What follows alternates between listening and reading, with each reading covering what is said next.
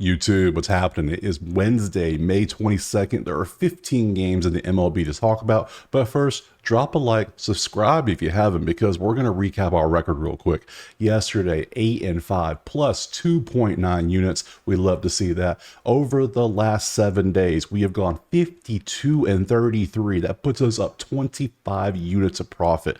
The model is absolutely crushing it right now. And even for the month, we're up over 7 units. Now, I didn't start using the model till about 10 days ago.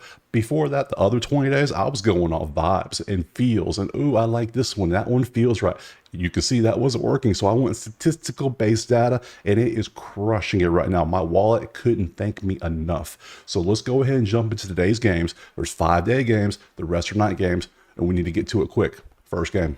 First game, we got Minnesota and Washington. We got Simeon Woods Richardson with his 297 going up against Jake Irving, his 391. Currently, the betting markets have the Twins as a moneyline favorite of 135, over under 8.5, with a little bit of juice on the over. Looking at the statistics of it, Minnesota hits the Nerfy 80% of the time when they're the away team. Washington hits the Nerfy 84% of the time when they're the home team. That gives you roughly a 68% chance for that to happen. Now, on the batting average side, Minnesota is atrocious. They are batting 189, which is still 29th. Even after the explosion yesterday, they're still second to last in the majors. Washington is batting 210, which is 24th in the majors. Both teams are scoring over 3 runs a game. Minnesota's at 3 even at 24th. Washington is 20th at 3.67, which means they can't hit the ball and they can't score runs. They're both striking out. Washington is striking out 8.8 times a game. Minnesota 7.7 times a game. And both walks are in the mid twos. So neither team's doing anything particularly top 10 at all on anything. I'm definitely taking the Nerfy in this one because of the percentages, the batting averages being terrible, and the pitching matchup actually looks pretty decent in this one. So we're going to go to Nerfy. We're going to leave the side alone. I don't like either side. I don't like Washington. I don't like Minnesota, especially after yesterday. Anything could happen. But I am going to take the under of 8.5 in this one. That plus 100 is nice. The numbers add up. They're only getting 6.6 runs a game combined. Their batting average combined is not even 200, I don't think, looking at that math there. And yeah, we're going to take those 2 bets and move on to the next game. All right. Next game, we got the Mets and the Guardians. We got Quintana at a 5-2-1 against McKenzie with a 3-2-3. Currently, the betting markets have the Guardians as a 125 favorite in the money line. Over under 8.5, a little bit of juice on the over. Nerfy wise, Mets are getting the Nerfy 58% of the time when they're the away team. Cleveland's getting it 69% of the time when they're the home team. That gives you a 40% chance. We're going to pass on that. That's not good. Looking at the runs wise, both teams are 10th and 11th in the majors in runs, both getting around 4.8 runs a game. We like to see that. Batting average wise, Mets are 2.58 at 10th. Cleveland is 2.3 at 18th. They're both batting decently, nothing amazing, but pretty decent. K wise, Cleveland's striking out a lot less at 6.8. Mets are striking out 8.2. Walks wise are both bottom 5 in the majors. Neither one wants to walk. Looking at this matchup with the pitching and the stats and everything, I'm going to be taking the over in this one. 8.5. There is some heavy juice to eat. I might use a different book. Look around. Always shop your lines. You should have multiple books you're using. See what you can do. But I'm definitely going to take over 8.5. If not, I'll take this one. That number there. I'm also going to take, based on the pitching matchup alone and the stats being pretty equal, I'm going to take Cleveland on the money line as well in this one. Next game. All right, next up, we got Baltimore and St. Louis. We have Means with his 306 going up against Gibson and his 409. Currently, the betting markets have the Orioles as a 145 favorite on the money line, over under 8.5, but a little bit of juice on the over. Nerfy wise, Nerfy hit yesterday. We took it. It was great. Same story today. Baltimore is still a 94% chance to hit the Nerfy on the road, which is just wild numbers to see. St. Louis is 76% chance at home. That gives you a right at 72% chance for a Nerfy to hit. I'm going to be taking it again. I know it's kind of rough with these stats, but the pitching matchup's pretty decent today, so we're going to rock with a Nerfy again today. Runs wise, Baltimore gets 4.1, St. Louis 4.8. That puts them both in the middle right now. They're both cooling off a little bit. Batting average wise, Baltimore is at 19th at 235, and St. Louis is still 4th at 288. Now, these stats do not count the game from yesterday that got delayed, so we haven't updated the stats yet. That's why I expect the Nerf percent to be even stronger once that game finishes, but I'm recording this video in the morning, way before the game even starts. So we'll take it what we can get. K-wise, Baltimore 6.1, St. Louis 8.3. Baltimore's fourth. They're not striking out much. St. Louis is now. Walks, though, St. Louis is 3.1, and Baltimore's 2.5. Looking at this matchup here with the pitching matchup and everything, I'm going to take the Nerfy for sure. Moneyline wise, I don't see much of a difference in these teams. These teams are pretty strong overall. I can't pick a winner in this one. On the over-under side, 8.5 is a pretty decent number, but these teams are cooling off. So, and these pitching matchups good. So I'm going to pass on both of them. I'm just going to take the Nerfy, hope for a nice sweaty first inning of 0-0, and move on to the next game. All right, next up, we got the Angels and the Astros. I said yesterday that the Houston moneyline being 220 was fishy, and that game was sweaty, wasn't it? Houston got the win, but they had to earn that win. So today, we got Anderson with his 272 going up against Brown with his 771. Currently on the betting markets, we have Houston again as a minus 180, and over-under 9.5. Heavy juice on the under. Stats wise, on the Nerfy, the Angels are hitting their Nerfy 70% of the chance of the time when they're the away team. Houston 64 when they're the home team. That gives you a 45% chance this could happen. Definitely going to pass on that. Runs wise, Angels are getting 6 runs a game, which is 4th best. Houston's getting 5.7, which is 5th best. So both teams are scoring runs. We like to see that, especially with a high ERA pitcher out there. We like to see that. Averages wise, Angels 275, which is 8th. Houston 292, which is 3rd. Again, we like to see that for the over. Ks wise, Houston's only striking out 7.4 times. LA is 8.6, middle of the pack on both. And walks wise, both teams are top 5 in the majors, getting over 3.6 walks a game. So they're getting on base either by walks, not striking out, hitting, and they're scoring runs when they do get people on base. That's great for an over. So right now with the over under of 9.5, and we got a pitcher with a 771. As long as we got one high pitcher, I'm good with that. So we're going to take the over 9.5, especially that plus 110. Beautiful. And then for the money line side, there's nothing here that tells me Houston is that much better. Same as yesterday. I just don't see it. Angels are playing great. They're playing much better than they have been, even though the record's 19-30. Houston's only 22-27, so I don't see why you're a 180. So we're going, especially with a 771 pitcher, I would lean Angels, but we're going to leave that alone completely. So we're going to take the over, and we're going to leave the side alone, and we're not doing an Nerfy. So next game. All right, next up, we got Detroit and Kansas City, and we got our potential AL Cy Young winner, Skubal, with his 180 ERA, going up against Reagans with his 3.7 ERA. Currently on the betting markets, we have the Tigers as a minus 120, over under 7.5 with some heavy juice on the under. Stats-wise, Detroit hits the Nerfy 60% of the time when they're the away team. Kansas City hits it 57% of the time when they're the home team. Gives you a 34% chance. Not good enough either way. Runs wise, Detroit is getting 5.1, which is 7th in the majors. Kansas City is getting 6.5, which is 2nd in the majors. Both teams are scoring runs. Batting average wise, again, 7th and 2nd. Detroit is batting 278, which puts them 7th.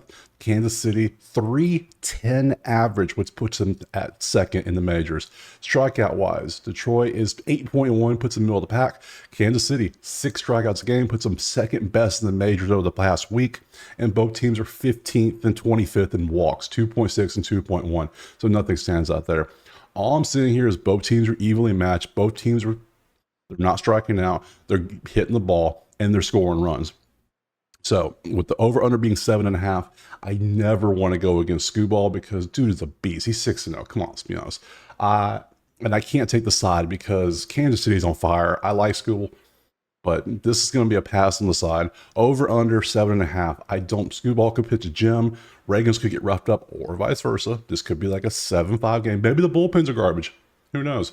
This is one of those games that I don't see value in anything because both teams are on fire and we got some beast pitching. I want to pass completely on this game. Next game. All right, next up, we got Milwaukee and Miami. We got Peralta with a 417 and Luzardo with a 502. Betting markets currently have the Brewers as a 135 favorite, over under 7.5 with a little bit of juice on the under. Numbers wise, Milwaukee hits the Nerfy 66% of the time when they're on the road. Miami hits it 78% of the chance of the time when they're at home. That gives you a 52% chance of a Nerfy. Gonna pass on that. Both teams are averaging exactly 5.17 runs a game over the last week. That puts them tied for 7th. Miami's batting 279, which is 6th. Milwaukee 248, which is 16th. Both teams are striking out middle of the pack. Miami a 7.3, Milwaukee 8.3, Milwaukee 4 walks, Miami 2.8 walks. Nothing really to write home there. Two pitching matchups with both pitchers having decent high ERAs.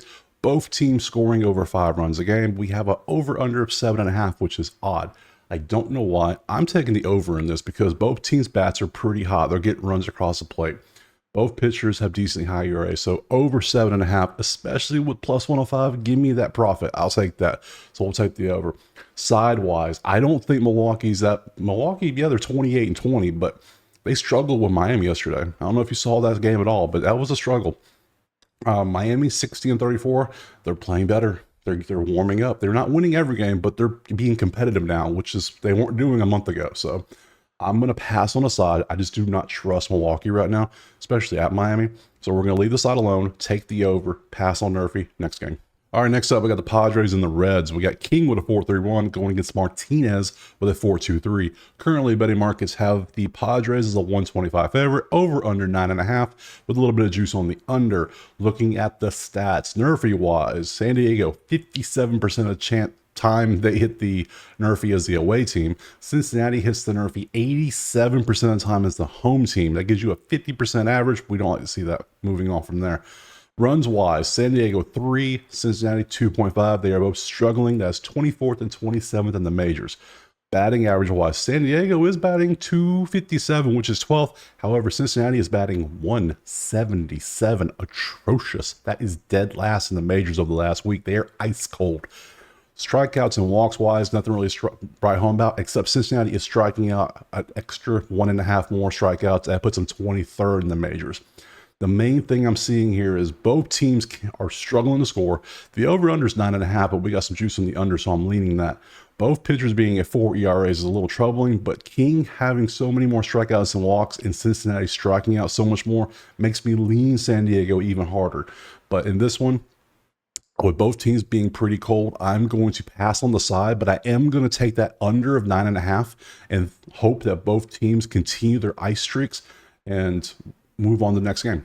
All right, next up, we got San Francisco and Pittsburgh. We got Snell with his 11.57 going up against Jones in his 2.89. Currently on the betting markets, the Pirates are a slight favorite at 120, over under 7.5 with some juice on the under. That game yesterday was wild. I had the Giants as a run line. It was great in the ninth, and all of a sudden Pittsburgh stormed back and pulled a win, just like happened in New York the day before. A 4-run ninth inning happens back-to-back days. That's the fun part of baseball. You don't know what's going to happen. Sadly, I was on the wrong side of both of those games, so it happens. Looking at the stats, though, we have the Giants hitting the Nerfy 79% of the time when they're on the road. Pittsburgh 77% of the time when they're at home. That puts you at 61%. We don't like that. We move on. Runs-wise, San Francisco is still first. They're scoring 7.6 runs a game while batting 317. Both first, they're walking 4.2, which is first, and striking out the least at 6, which is still second. So San Francisco, even with the loss, are still dominating. They're on fire. Pittsburgh is getting 4.3 runs a game, which is 15th. They're batting 258, which is 10th. 9.6 strikeouts is a lot. That's 27th. 2.1 walks, that's 25th. They're not walking, and they are striking out a lot. That's not good. They're going up against Blake Snell, who, I mean, dude was a monster last year and just got paid and forgot how to pitch. I don't know if he doesn't care or what, but we know Snell can pitch. Snell's going to break out of his slump eventually. We know he's going to. We just don't know when he's going to. Something tells me he might make a stride today. 11.57 is going to scare a lot of people. I can see why, but he only has 12 strikeouts in 11 innings. I think he might put up some strikeouts today.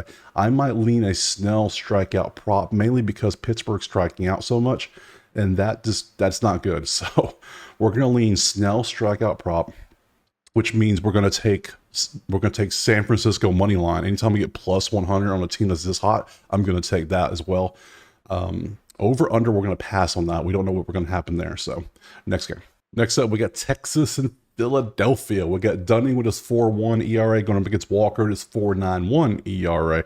Betting markets currently have the Phillies as a -135, over under 9.5 with no juice to either side. So looking at the stats, Texas hits the Nerfy 58% of the time on the road. Philly hits it 53% of the time at home. That gives you a 31% chance. Not good. Might even lean the Yurfie in this one, but we're going to leave it alone. Texas is getting 2.6 runs a game over the last week. That puts them 26. Philly is getting 6.5 runs, puts him at second. So Philly is getting runs. Texas is struggling. Batting average wise, Texas is batting 199, which is 26. Philly is batting 259, which is 9th. So big advantage for Philadelphia. K-wise, Philadelphia is the best at 5.5. They're not striking out. They're first. Texas is 7, and they're only getting 7 a game, so they're 7th in the majors. Walks-wise, they're both top 7. They both get on base. They don't strike out much. We like to see that. For the over-under at 9.5, with one team struggling and the other one not, we're going to pass on that. There's no way I can tell over-under either way, no matter who's pitching. On the side, Philly is definitely the play here. -135. I'm going to be taking that as a straight bet.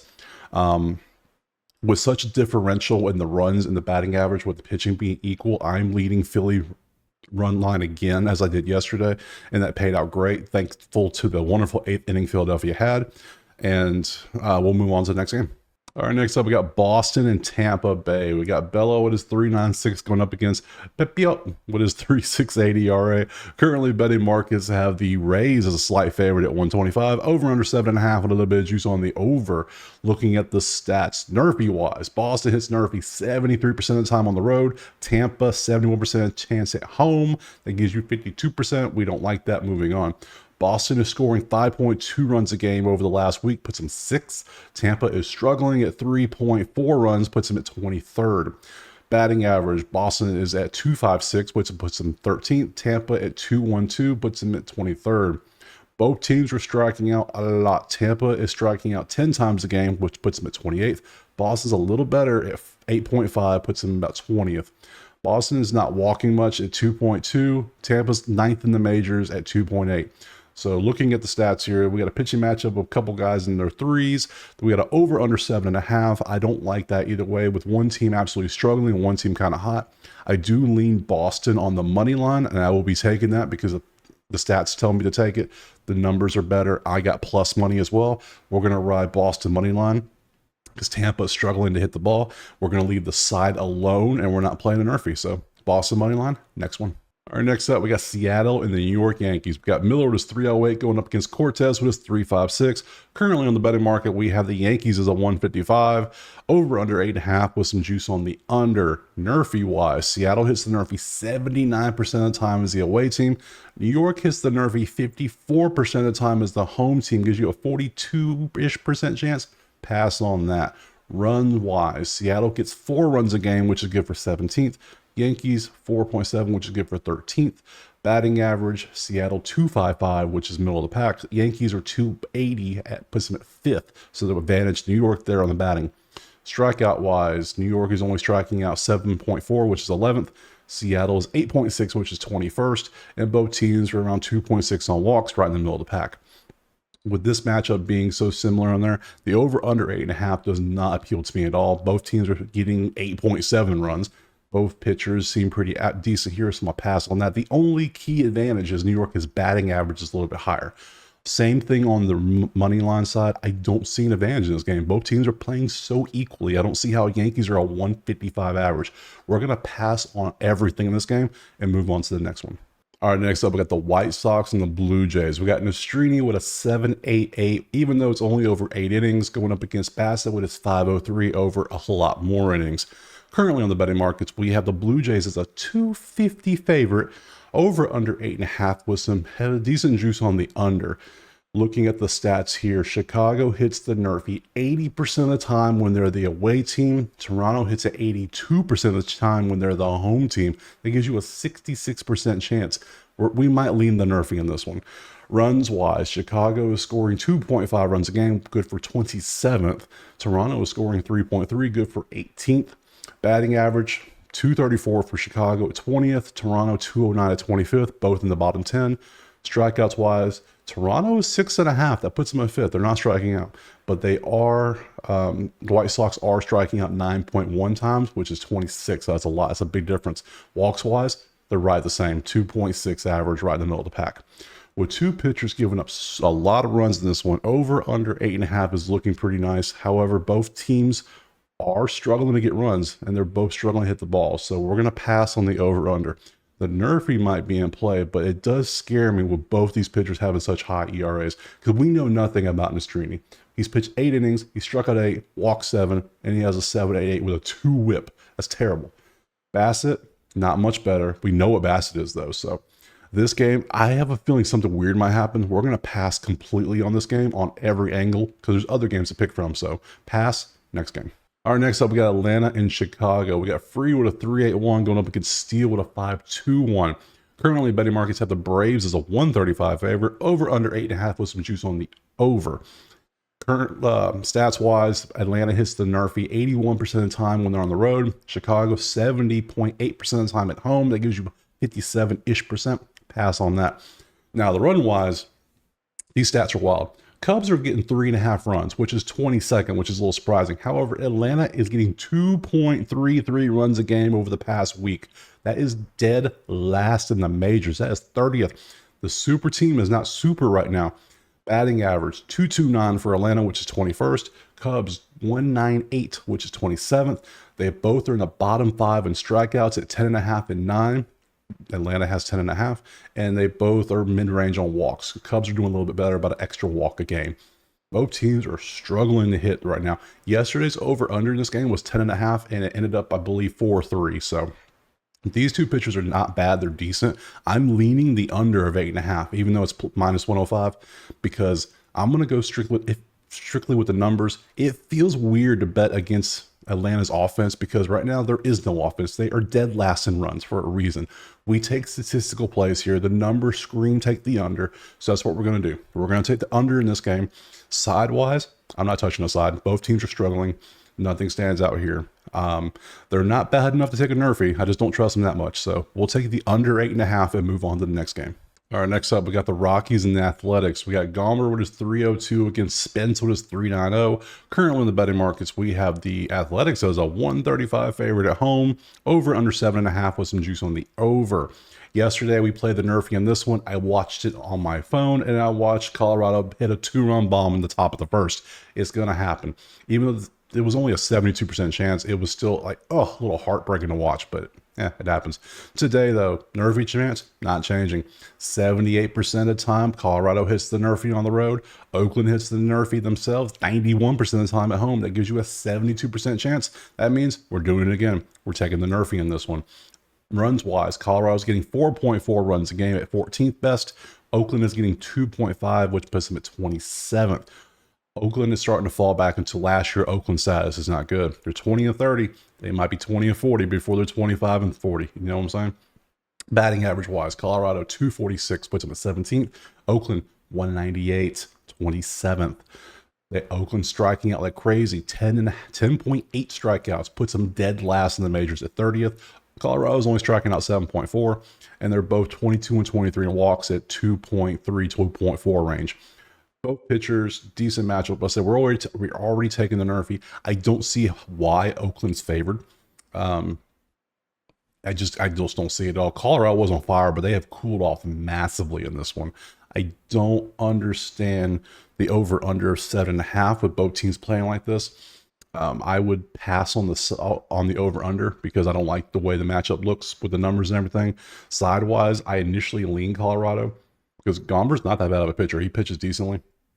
We're going to take Colorado on the money line, and we're going to take the Nerfy and move on to the last game.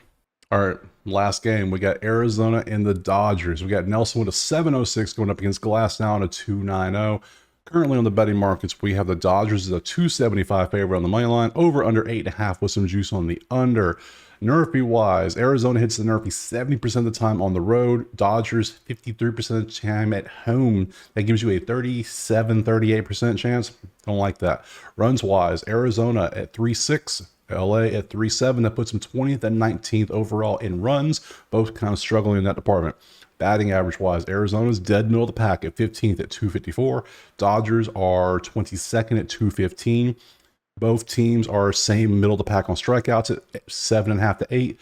And walks wise, Dodgers have a slight advantage at 2.8 over Arizona's 2. With the numbers they are, the only reason this number is so heavy on the money line is because Glasnow's pitching. Dude's a beast. He's 6-2, 2.9. Nelson at his 706 is dangerous.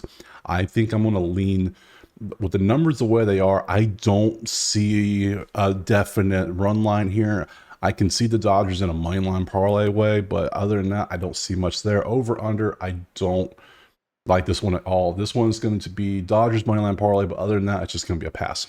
All right, that's it. 15 games broken down. Everything's been given out. Drop a like. Don't forget to subscribe. Drop a comment, and we'll see you tomorrow.